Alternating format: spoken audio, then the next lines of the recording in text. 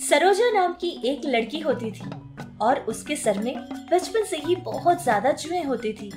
सरोजा की उम्र जैसे जैसे बढ़ती गई, उसके जुओं की समस्या भी वैसे वैसे बढ़ती ही जाती थी। सरोजा की माँ शांता बहुत बार सरोजा का सर साफ किया करती थी, सारे जुओं को निकाला करती थी, लेकिन फिर भी ठीक दूसरे दिन ही उसका सर पहले की तरह हो जाया करता था।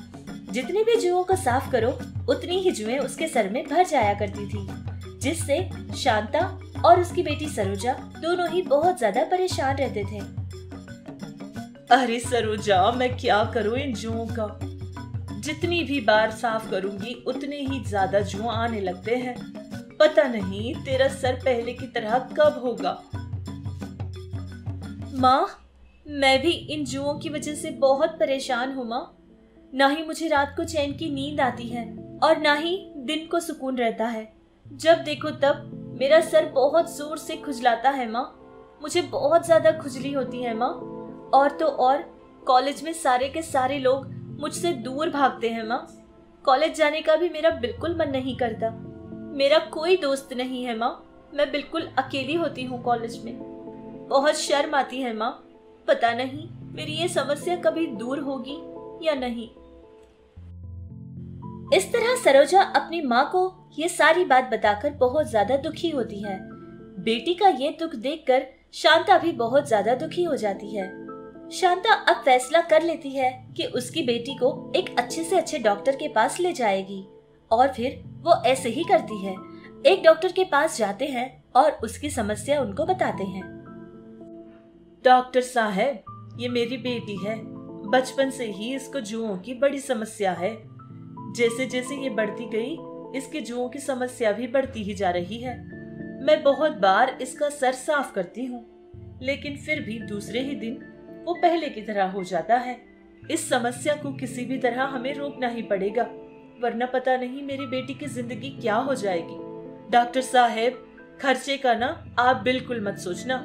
जितना खर्च होगा मैं उतना लगा लूंगी, लेकिन बस मेरी बच्ची को इस समस्या से बाहर निकालिए। देखिए, आपकी बेटी को ये जुओं की समस्या बचपन से है। मेरा मतलब है कि बहुत देर से इसको ये समस्या है और इसको ठीक होने में थोड़ा बहुत समय तो लग ही जाएगा। मैं कुछ दवाइयाँ दूंगा, उसका इस्तेमाल कीजिए और फिर मेरे पास आइएगा। चेक करूंगा और फिर बताऊंगा कि समस्या और कितनी दूर तक रहेगी और इसको कैसे ठीक करना होगा।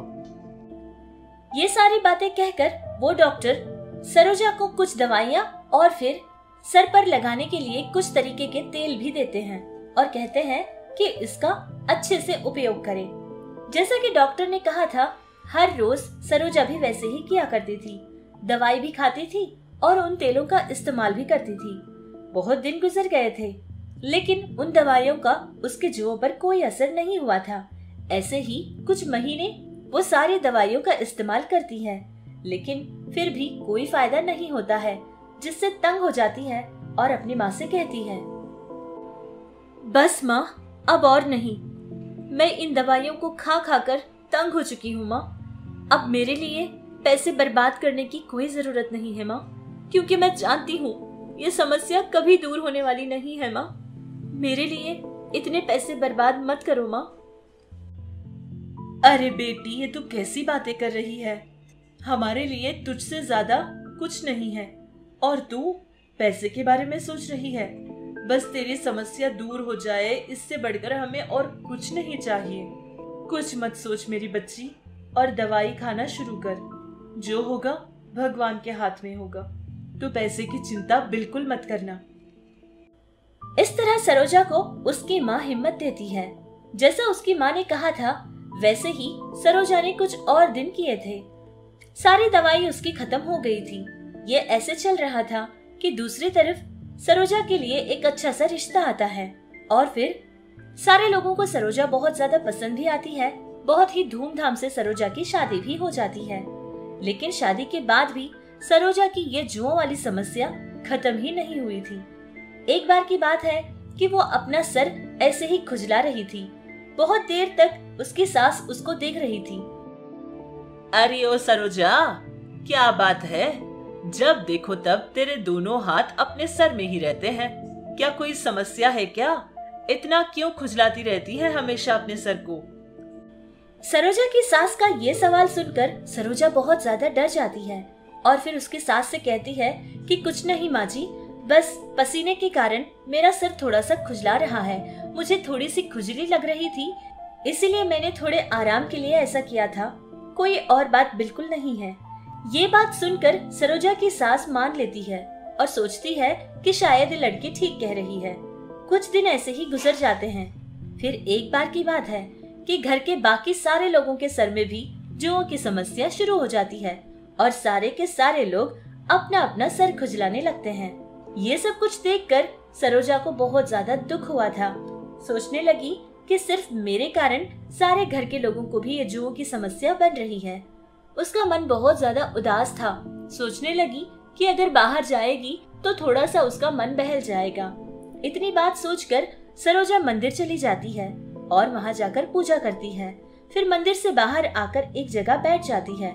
तभी उसके पास एक बूढ़ी औरत भी आकर बैठती है। सरोजा की तरफ देखकर वो बूढ़ी उससे बात करने लगती है। क्या हुआ बेटी? कोई समस्या है क्या?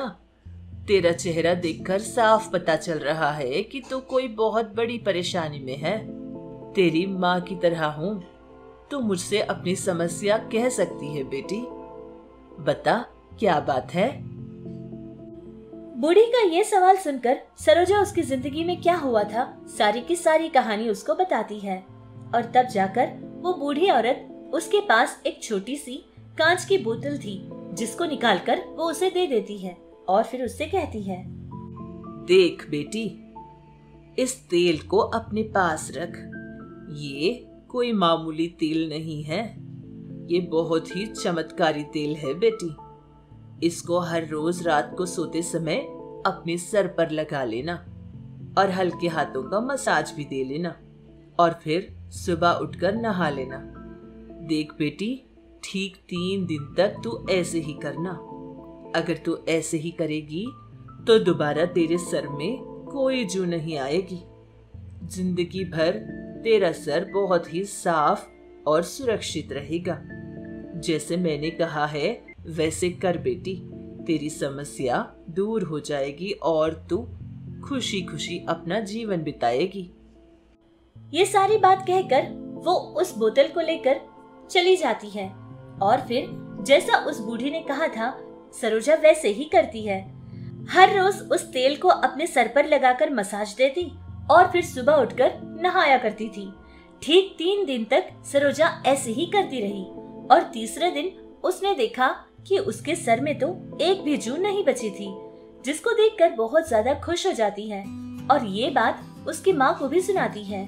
सरोजा की ये बात सुनकर उसकी माँ भी बहुत ज्यादा खुश हो जाती है और भगवान का धन्यवाद करती है।